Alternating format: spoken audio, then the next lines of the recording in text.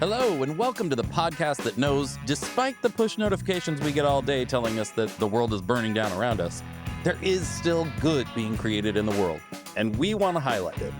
Whether it's nonprofit leaders solving the world's biggest problems or a small business owner trying to make the world better with a great product or service, we want to highlight the ideas and strategies behind the good that's being made. So without further ado, you're listening to Creating Good, a podcast by Rogue Creatives hosted by me, Matt Barnes. Let's go.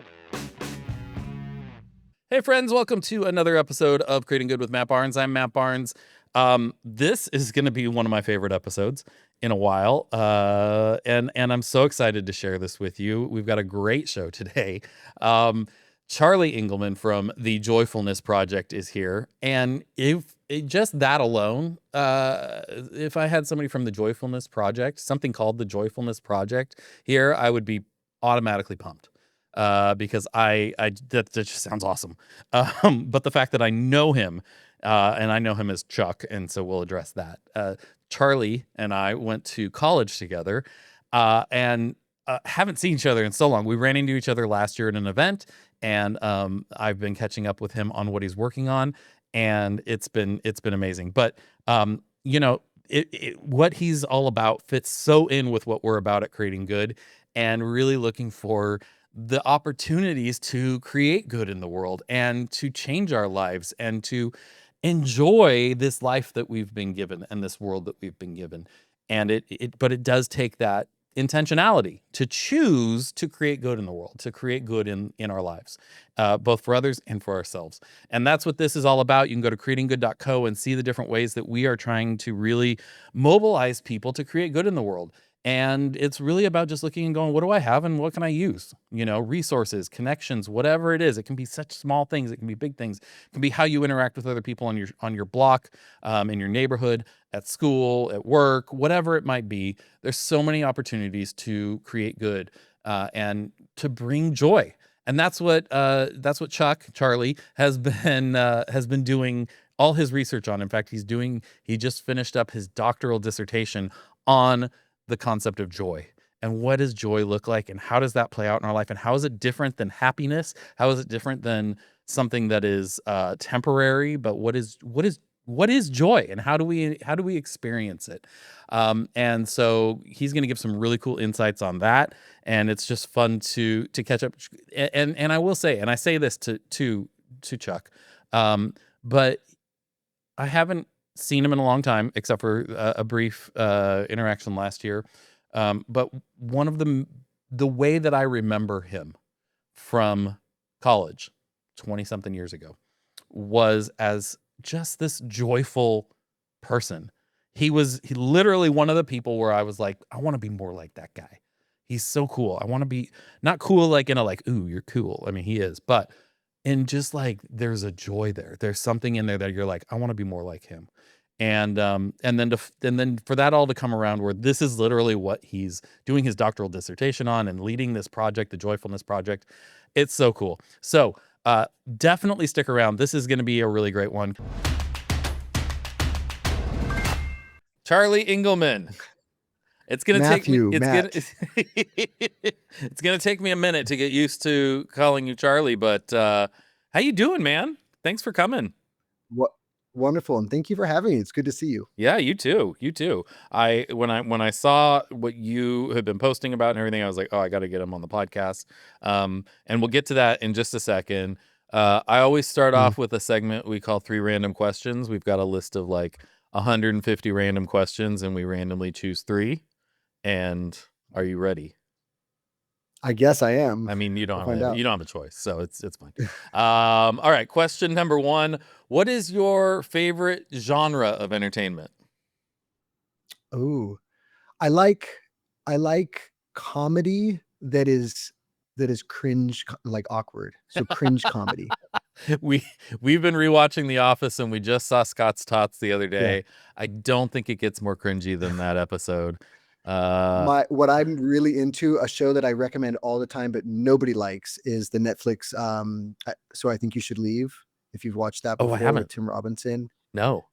you're not gonna, no one likes it except for me, but it's like the most cringe thing. But if you like that style, there's a place to go. There you go. Okay, I will check it out and just anticipate not liking it then. Expectations gauged. Right, Good. exactly. And then if I do, it's a nice surprise, That's all good. Good. What sport should be in the Olympics but isn't? Oh, easiest. This is the easiest question. I almost feel like I had prepped you with this question because I have a very strong opinion. Oh, good. Pickleball. Pickleball. Pickleball is not in the Olympics. Absolutely. It's not. It should be. I mean, they did And breakdancing, but no maybe this pickleball. podcast will make it happen. What's that? We do have that kind of power. They did breakdancing, but not pickleball. Although I hear breakdancing is not coming back. I heard not making a return after the last. It's not coming back. No. Australia ruined it, I think. Australia. That girl ruined it for everyone. I don't know. Yeah. All right, last question. What was the first concert you ever went to? Ooh. Oh my gosh. I have to remember. Okay. I think it's a one-name artist, and I think her name was Tiffany. Does that ring a bell? Yeah. Like in the 80s? Yeah. Tiffany was my first concert. What she sang, kind like, of a pop I think star. We're Alone Now or something like that. And was that her? It would was have that been her? in that genre for sure. Because it was like her and it like was Debbie definitely Gibson kind of thing. Yeah. Yes. And very like sentimental pop. I think she had like one famous album. Yeah. So. That's awesome. All right. That's a And I've been forever influenced by that genre. So I'm sure. I still love it, to be honest. Yeah. How can you not, really? I mean, how can you not? All right. Well, you survived 3 random questions. We will proceed to the interview portion of the podcast. Man, I obviously we go way back. We saw each other briefly last year, but really before that, I don't even remember if had we seen each other since like graduating. I don't think so, and that's on me. I lived in China, right? So you were overseas. That's maybe a big reason why. Yeah, I lived. I was very, very into your updates during COVID because you were over there, and it was such a different perspective. But like yeah, we worked together a little bit in college and knew each other then, and then it's just so fun to reconnect after all these years. Give me it will give all of us the sort of origin story of Charlie Engelmann and what brought you to where you are today. Oh boy. So I guess the long and short of it, oh boy, that's a big question. I know, right? And just a small I'm gonna fast forward to just post college and post meeting Matt Barnes, which there's BC and AD. We'll do BM and AM. There you go. BM can have more than one reason. Anyway, yeah. So after Matt Barnes, I somewhat randomly moved to China. So this is graduated literally without ever having studied the language and really understanding of what I was getting into. I moved there with the 2-year plan. Loved it. Ended up that 2 years turned into 7 years and had a lot of really fun, interesting career opportunities there. When I eventually decided to leave, this was 2008, I went, got my master's degree in economics, and then I worked at a corporation for a few years in Texas, and then just felt a really strong sense of vocational calling to move back to China and work for Pepperdine University, which is where obviously we met and where I work still now. Go Waves. And I oversaw their China program. And during that time, there were a lot of things, being in higher ed, but also living cross-culturally and the various communities I was involved with that got me thinking a lot about what ultimately led to my PhD program, which I started about 3.5 years ago. And my main focus in that time has been on joyfulness. And what's, I guess, a key part of my story is I started that PhD journey in the midst of, frankly, a really difficult season for me, somewhat coincidentally. But I started that PhD and decided to ultimately do my dissertation on joyfulness, probably in one of my lowest points in my life. And so it's interesting to approach that topic in the midst of my own challenges. And that has very much formed even how I think about joyfulness. That's I mean, that alone, the dichotomy of that is fascinating. Did that make it more of a kind of impetus for you to go like, I really want to understand this side of things because maybe it's not exactly what you were experiencing in that moment, or was it? Mm, What did it make it mm. more challenge? Like, what was the I guess effect of all of that? Yeah, I mean, I think at that time there was a perspective that helped me understand what ultimately makes me conceptualize this concept of joyfulness in a way that makes it unique from happiness or pleasure, and that's Yeah, been a big theme that I've been trying to unpack through this thing I've been doing on Instagram. But ultimately, one of like, if you really distill it down to what is unique about joyfulness, one way to think about it is that unlike happiness, which, so if you think about happiness as like it's good feelings, but it's also the absence of negative feelings, right? uh, So you feel good, you also don't feel bad. Joyfulness another form of a positive feeling, but it can coexist mm, with negative emotions. yeah, And that was really a lot of my experience, over that period of time. And really, if I look before that, yeah, seasons of adversity. I lost family members in the past, so I've grieved. I've had the whole gamut. Joyfulness is still possible in those times, and it yeah. doesn't minimize the negative emotions that we feel, but it somehow can also exist with them. Yeah. I think, I mean, and this could probably lead to a different tangent that could go off for a while, but like, I think, as people, we tend to want to simplify things, right? We want to, things are either Mhm. black or white or what to make it as easy Mhm. as possible to understand instead of embracing sort of the gray, the harder things. And so happy, sad, that's easy to understand. Mhm. Either I'm Mhm. happy or I'm sad, or I'm Mhm. angry or I'm, at peace or whatever it might be. But that sort of duality of joy and sorrow that they can exist at the same Mhm. time, or joy and Mhm. loss or whatever it might be. Is Mhm. that as you're talking with people, as have been obviously researching this, is that a thing that gets in the way of people experiencing it more because they think they you can't, it has to be one or the other? Yeah, and actually, when I talk about this with people, especially who are or have gone through grieving, sometimes they feel guilty to feel Mm, positive emotions while going through what's clearly something that should have negative emotions, and yeah. so that's part of it.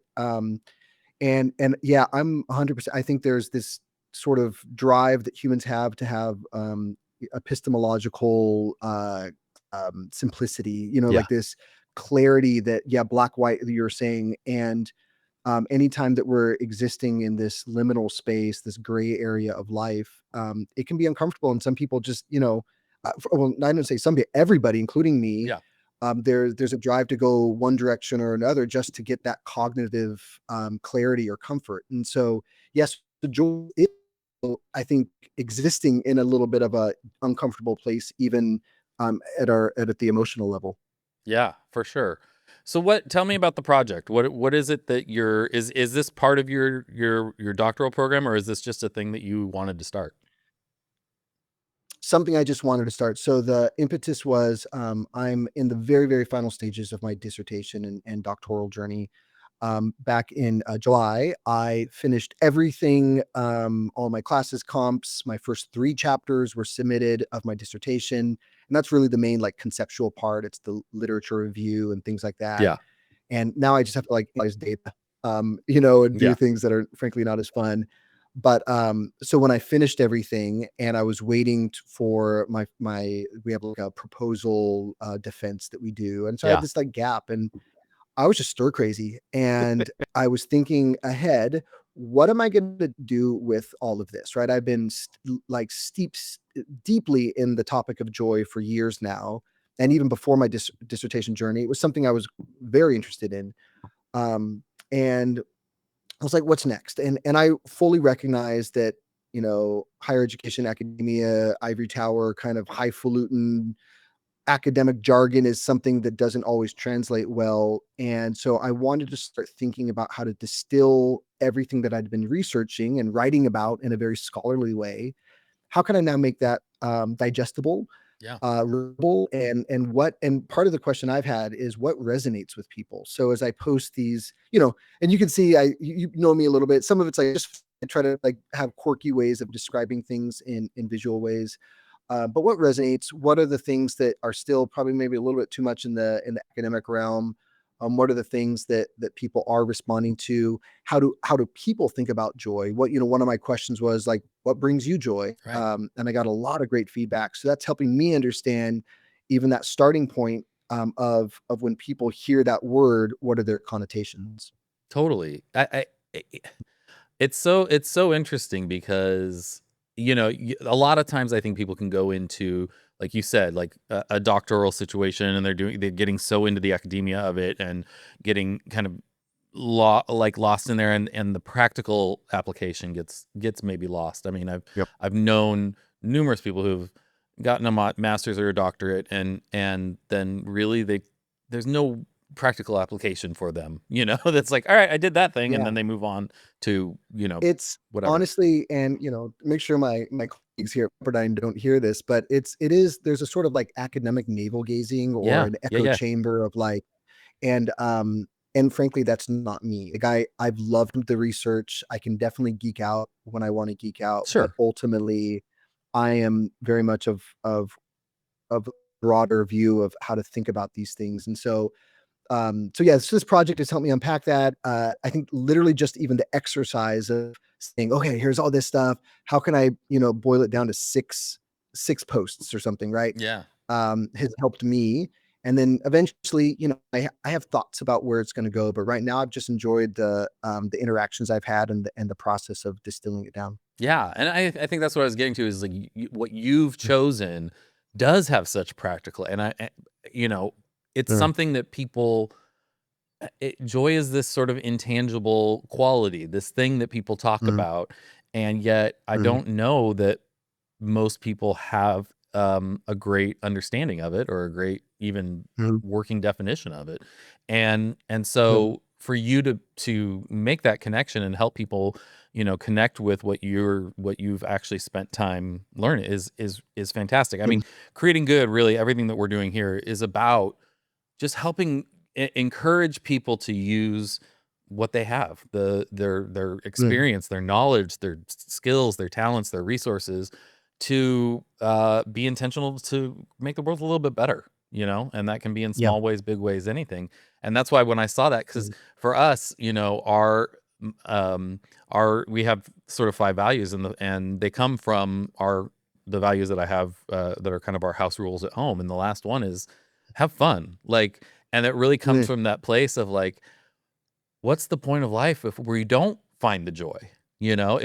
If we're mhm, doing all these things, but we're not enjoying it, if we're not finding that joy in our lives, mhm. even then, come on, I don't know. I think that's the part we forget so much, right? Yeah, and I'll go with that. That's a core value for your workplace in going back to these false dichotomies that we have culturally and Yeah. societally, right? One of them is fun and professionalism, and fun and work can't, those can't coexist. But literally part of the research is how fostering positive emotions, and specifically, I have a book called The Fun Factor, Yeah. and it actually makes people more productive. It does. So it's literally something you should invest in, and it opens people up to be more creative, to do better things, to work better in community. So yeah, it's a win-win, right? It is, and it's so funny because I won't name names. I just had somebody I know, who is, knows me well, but is also kind of on the periphery of things. Um, Cool. say kind of criticize me for that, for Mhm. bringing like Mm, not separating the professional and the fun.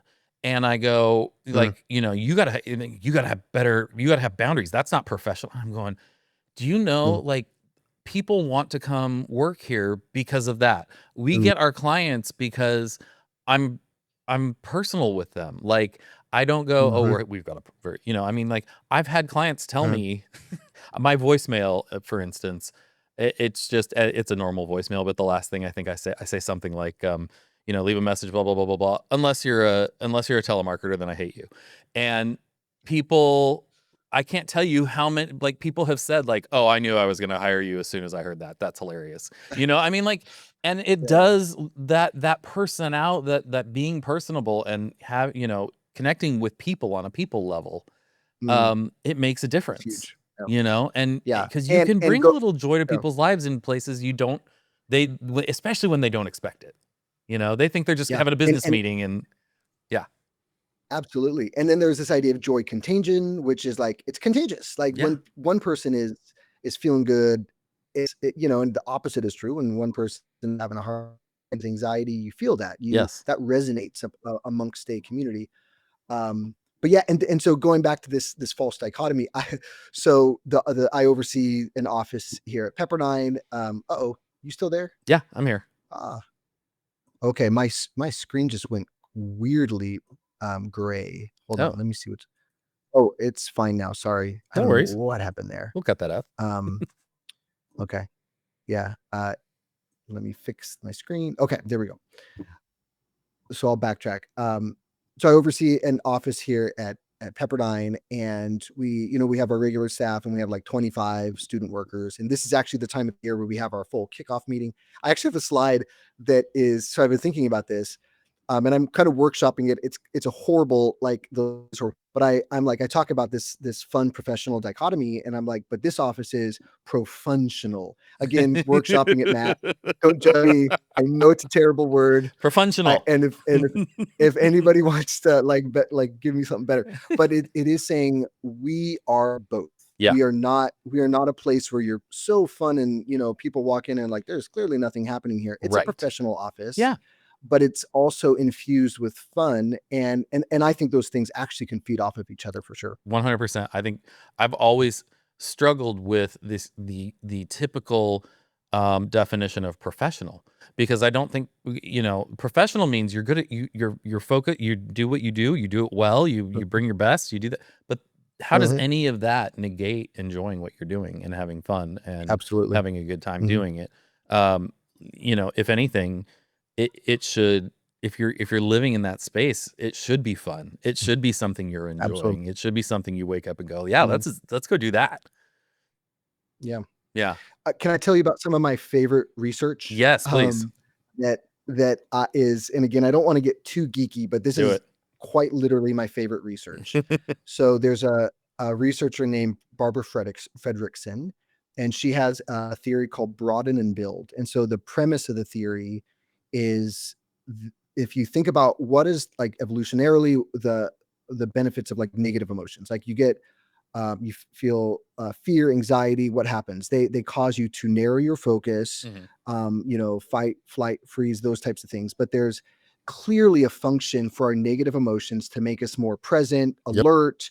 There's more cortisol, all that kind of stuff, right?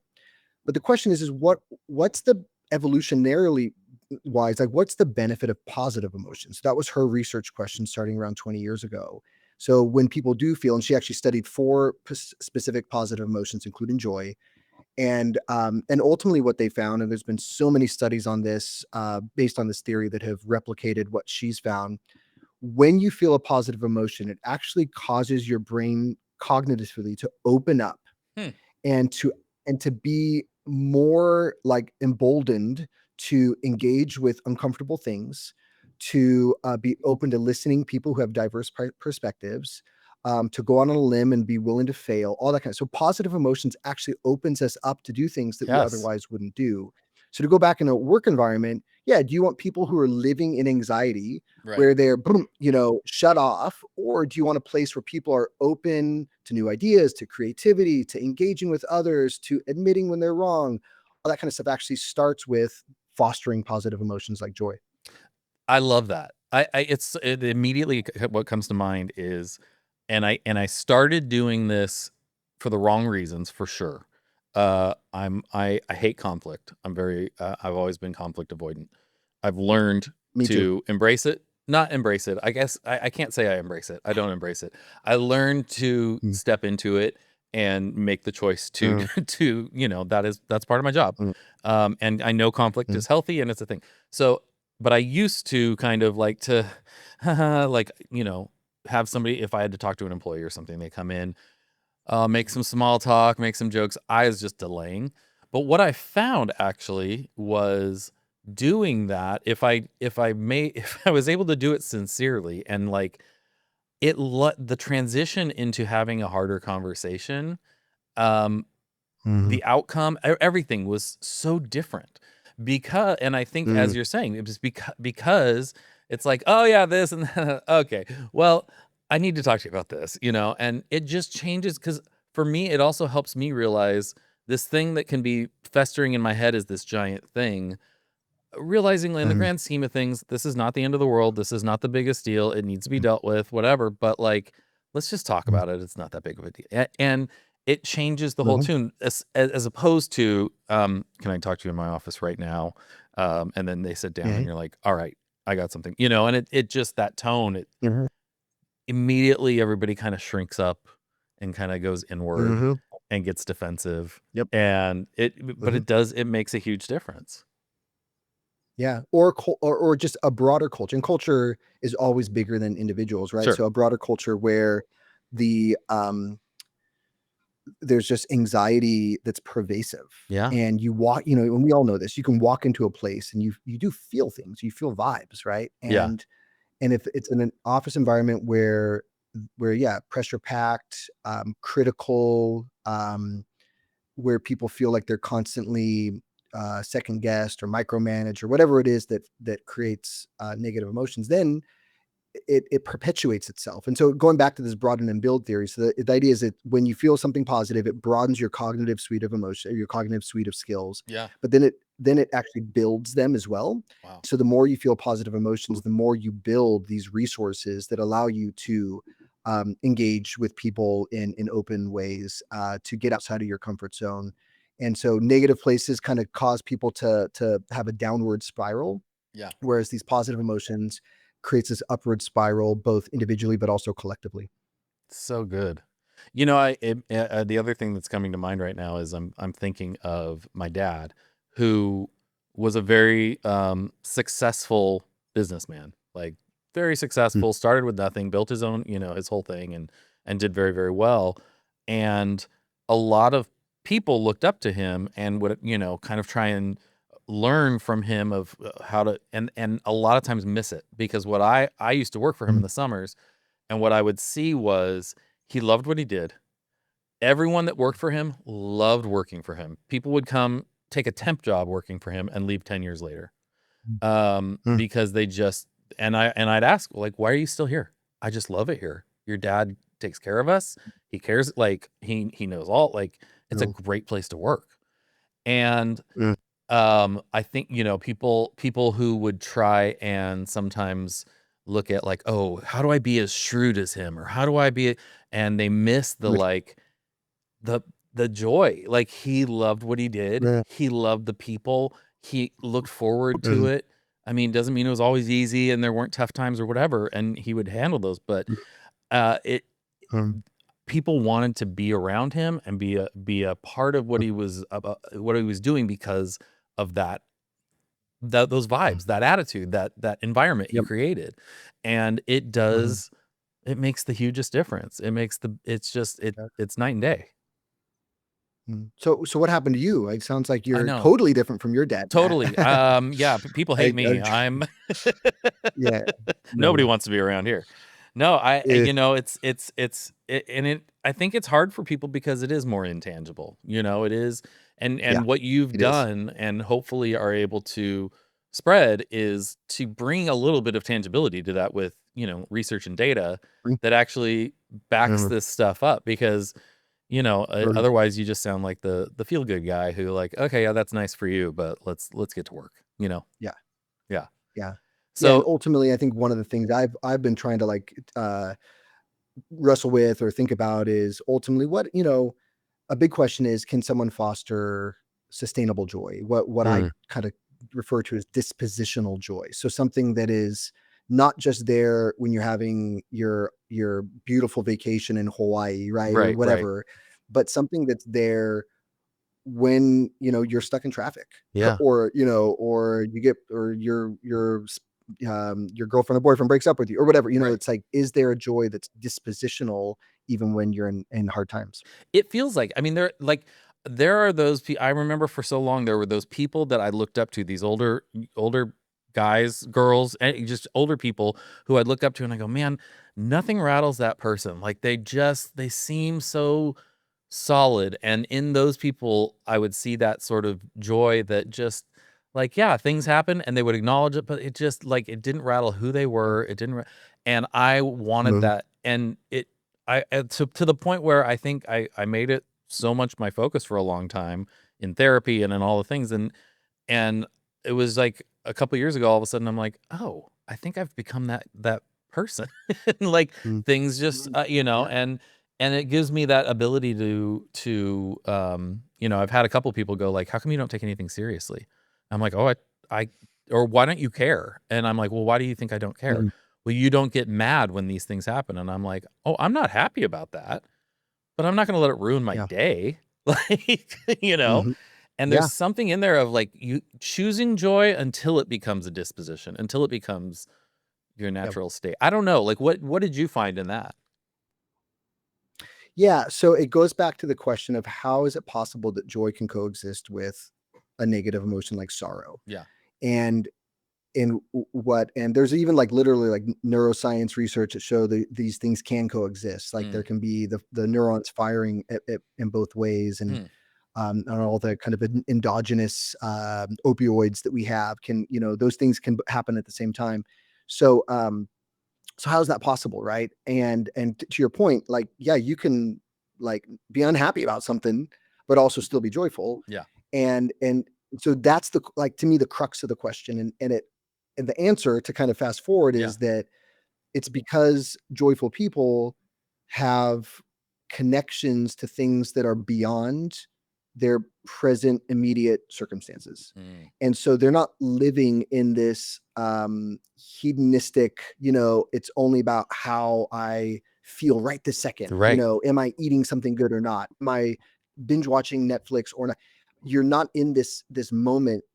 You are in the moment, but you're also connected to something beyond the moment yeah, that allows you to be present in a way that you're not your emotional state's not fully prescribed by your immediate circumstances. yeah. I Mm, feel like resonate with both sides of that because when you said mm, before I feel like I've come to the place of wherever I am in life, um, I would have good things happen and I'd be happy. I'd have those happy moments. But when they wore mm, off, I went back to the like down kind of part. It's like what is that sort of foundational disposition that you're gonna always go yep, back to? And the hard work mhm, was for me was getting to a place where that could be a joyful one, you know? mhm. Yeah, and so the term is the hedonic treadmill. Mm, So it's this idea that, yeah, you have they call it set point. You have a set point for your happiness, mhm. and so you can have your good days, but there's always something always pulls it down. Yeah. And I think this is especially true for people that, let's say, they have the means to experience whatever pleasure they want, financially or otherwise. So Yeah. they can continue to like buy the food they want, to drink what they want, to buy the fancy cars they want, whatever it is. And ultimately, over time, there's the hedonic treadmill comes into play where these things just don't bring them the feelings they want to feel. They're just stuck at whatever their set point is. And actually even worse sometimes, because all of their kind of things that bring them happiness are extrinsic, Yeah. it it it causes their brains to not have the capacity to produce the positive emotions by itself. And there Mm. are actual like, neurochemicals and endorphins and things like that that your brain produces. But the more you're stuck on the external things, the less your brain is producing them themselves. And then it's like the lows become even lower, and your set point actually drops Yeah. when you're not fostering these things intrinsically. Well, and I would imagine that there's also that's compounded by the sense of disappointment or depression that you get from, "I thought that was gonna Mm, make me feel better. I thought that was yep. gonna last." And then you feel even worse, you get in that kinda That's spiral. exactly right.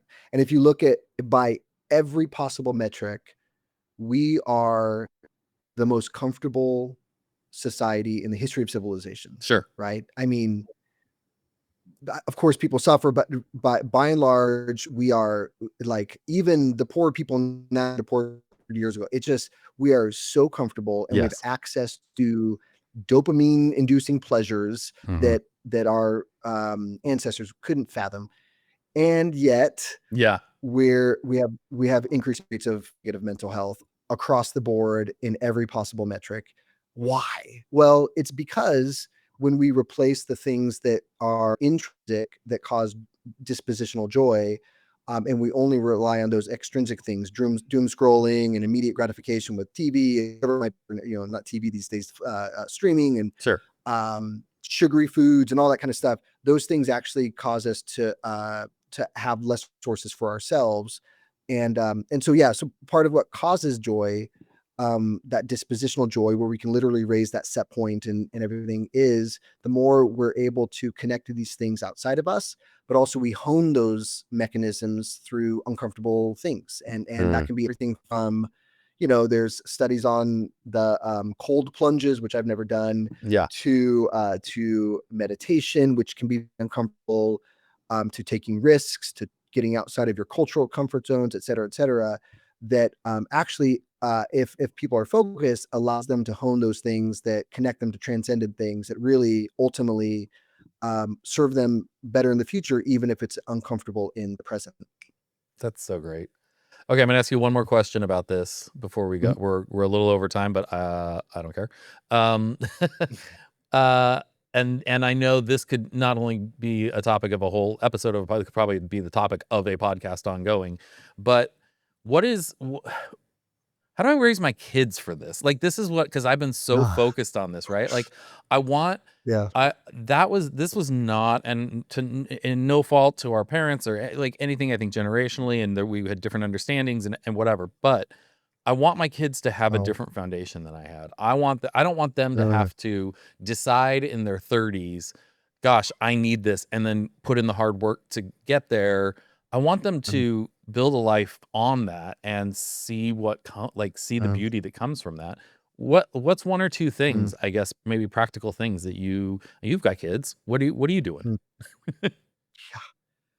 So somebody asked me this in my Instagram, that project that I'm doing, Yeah. and my joking response was, yeah, like good luck, especially with adolescents. But the real response, honestly, is I think you're doing it, is to model it. Mm, First and foremost, mhm. you model what it means to be joyful, Yeah. they will learn. Yeah. And but what you do, and so I think the practical things I talk about, there's like three transcendent connections that are important. There's the spiritual connections that I think are important to get Mhm. us outside of our, kind of like temporary existences. There's the communal connections, Yeah. and being not just like connected to people online, which that's Right. a huge issue right now, is people are connected but they don't have real relationships. So what does it mean to be a member of a community, Yeah. right? Which I know at Rogue, you guys, that's a big tenet for you Yeah, to for have sure. community, right? And then the third is to make those, I call them temporal, so time related connections. So what is like your life journey? Like, how do you understand your present circumstances in context of what's formed you from the past Yep. and where it's leading you? And the more you're able to make the connections between past, present, and future, I also think you can experience joy in the present, even if you're dealing with adversity. I love that. When and if my wife and I had a podcast called Parenting is Hard. And then our fifth kid came along and parenting got harder. So we've it's been on hold for a while. If and when we bring that back, I definitely want you to come on because I you know Yeah. I just I mean, even part of the whole, the whole thing with creating good, it's like the more we can learn from each other and do this together and combine our Mm, knowledge, our understandings, the better things are going to be. And I think with parenting, that's such mm. a huge piece of it is like it So true. really does take a village, and nobody should be feeling alone in Mhm. these things. Um, but Yeah. there's so much to learn and try, and the mistakes we make, and all of that. And it's how we Mm, do it. It's how we handle those things that makes a difference with our kids, I think, and modeling how we absolutely. respond And in those modeling. situations. Yeah. Yeah, and kids know, they know if dad's joyful or not. Yeah. They know, and then eventually they may have their seasons, but they're gonna emulate. I mean, honestly, and I was joking earlier, but it sounds like the apple didn't fall far from the tree with you and your dad, Well, thank you. and there's a lot that you took from him, and I would imagine it'll be, the same with your kiddos. Yeah. I mean, it's so funny because too, when you started posting this Joyfulness Project stuff, um, it just I was like, well, of course. Because I think that the word I've always associated with you was fun. I don't you've always been like that, just a fun guy who had that joy. Like, you've always, I don't know, if I was, I don't know that I ever had the conscious thought of this, but like, you were somebody that I looked Mm. at and was like, "Oh, I need more of that. I want more of that." Oh, And thank you. and so somewhere along the way, you were definitely part of kind of pushing me to seek that out and figure out how to do that. And I know you wouldn't be aware Mm, of that, um, it's so cool to thank you. see you then take that and go, well, what is that, and how do I define that, and how can I help other people with that? And that's really cool. And I'm figuring it out. I mean, I'm Sure, still of figuring it course. out, but thank you. Yeah, yeah. All right, the last question, which is, I don't even know if I can ask it now, because the last question I always ask everybody is, what in your job brings you the most joy? Oh, so Bob is incredibly meaningful, and what brings joy is the students that I can see it impacts their lives, and I know I had some role with that. So when I was in Shanghai, I oversaw our campus there, and just seeing the students go through that incredibly transformative experience. And at the end of the year, I was, I am we would have our like final banquets at the end of the year, and I would just know, when it's time for me to give my little like talk at the end and stuff, 4 seconds in, I'm in tears, and they're tears of joy. And I'm just like, in it, the first couple would be like ugly tears, and I'm trying to fight it. After I was just given, but but that, without question, seeing them grow and the transformation they have is why I do what I do, and it brings me immense joy. That's awesome. That's awesome. Well, where can people find you and the Joyfulness Project? Yeah, so the Instagram account, which is very, very new, is the underscore joyfulness underscore project. Okay. And that's, I guess, the main place right now. I'm in experimentation mode. Yeah. I'm kind of figuring out ideas, seeing what resonates. I would absolutely love any and all feedback from folks if they're like, this is what I like, or this Yeah. doesn't make sense. And I'm learning right now as well. Yeah. Well, I'm so excited to Mm. see where this goes. You're the perfect person to do it, and I'm fascinated by the topic. Obviously, I think it's just so important, and, to, like I said, to be able to give some practical, tangible handles to something that typically very intangible, will help a lot of people, and be able to hopefully find some joy in their lives, if they've been having a hard time finding that.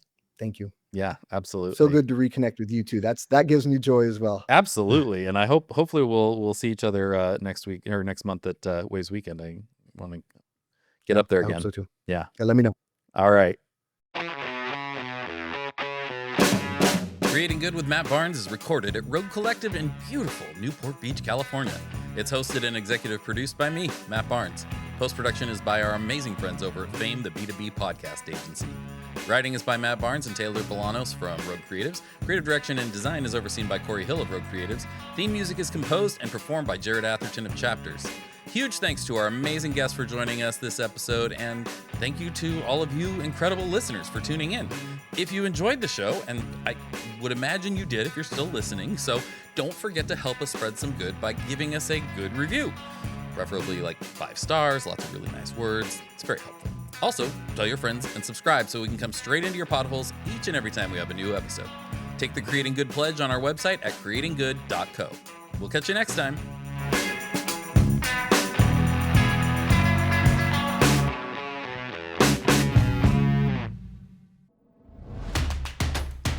This has been a Rogue Creatives production.